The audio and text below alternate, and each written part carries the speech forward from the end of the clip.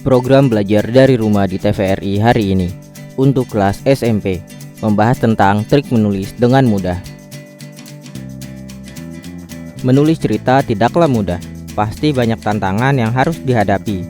Tapi kita harus tetap semangat saat menulis. Saat mau menulis sebuah cerita, ada beberapa hal yang harus disiapkan. Yuk kita cari tahu tentang trik menulis dengan mudah sambil belajar dari rumah.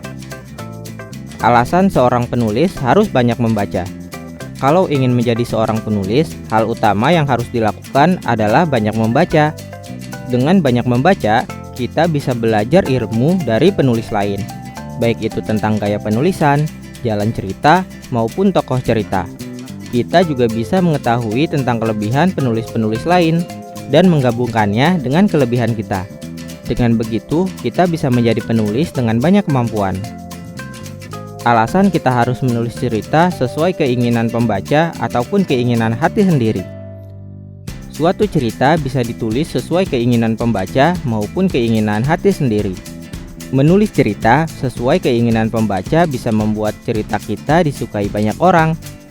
Tapi saat kita sendiri tidak mendalami cerita itu, kita mungkin akan merasa kesulitan saat menulisnya. Sementara menulis cerita sesuai keinginan hati sendiri pastinya akan membuat kita senang dan semangat saat menulisnya. Tapi bisa saja cerita yang kita buat itu tidak terlalu disukai oleh banyak orang. Hal yang harus disiapkan sebelum menulis novel.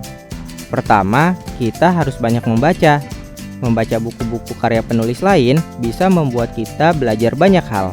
Lalu cari tahu kelebihan-kelebihan penulis lain, baik itu dari segi penokohan, jalan cerita, sampai gaya penulisannya.